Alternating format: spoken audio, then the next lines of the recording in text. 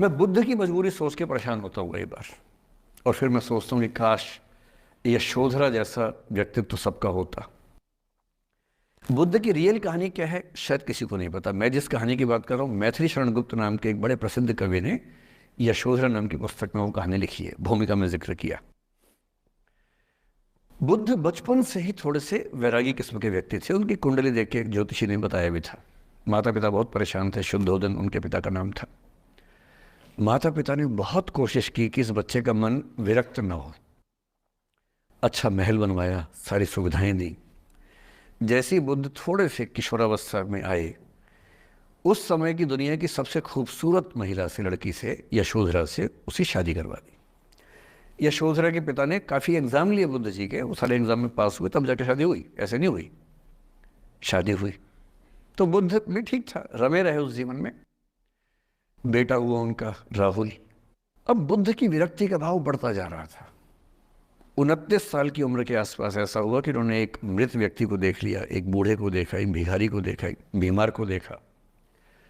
विरक्त हो गए और उनका मन हुआ घर छोड़ दूं, ज्ञान की खोज में चला जाऊं।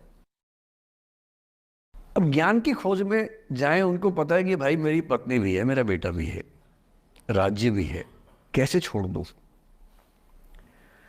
छोड़ना जरूरी है। अंदर की आवाज है कि छोड़ो, तुम इस चीज के लिए नहीं बने हो, तुम्हारा स्वधर्म कुछ और है। बाहर की जिम्मेदारी है कि छोड़ नहीं सकते। मैं अनुमान करता हूं कि बुद्ध ने शायद अपने पिताजी से कहा हो कभी कि पिताजी मैं बहुत परेशान हूं, छोड़ना चाहता हूं। तो पिता ने समझा बुझा के मना किया होगा कि बेटा शोभा नहीं देता, ऐसा मत करो। हो सकता है पत्नी से भी बात की हो, पत्नी ने भी कहा हो कि ये क्या बात हुई, हम सबका जीवन तुम पे टिका है, बच्चा अभी बिस्तर से भी नहीं उतरा है, अभी तो चलना भी नहीं शुरू किया है, तुम ऐसी बात कर रहे हो। इसका जिक्र नहीं मिलता इतिहास में कि ये बात हुई कि नहीं हुई। और एक दिन बुद्ध ने तय किया और वो आधी रात को पत्नी और बेटे को सोता हुआ छोड़ के चले गए। इसको बौद्ध परंपरा में महाभिनिष्क्रमण कहते हैं, बुद्ध का अपने घर से निकल जाना।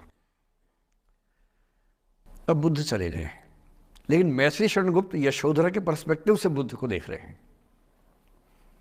यशोधरा बहुत परेशान है, भाई पति चला गया है, बच्चे का पिता चला गया, मजाक छोड़ना है। राजा परेशान है कि उनका उत्तराधिकारी चला गया है। यशोधरा इतनी परेशान है, बहुत लंबे समय तक छंद आते रहते हैं कि वो कितनी बेचैन है, कितनी परेशान है। लेकिन यशोधरा की सबसे बड़ी परेशानी इस बात से नहीं कि बुद्ध चले गए, इस बात से है कि बिना बताए चले गए, भरोसा नहीं किया।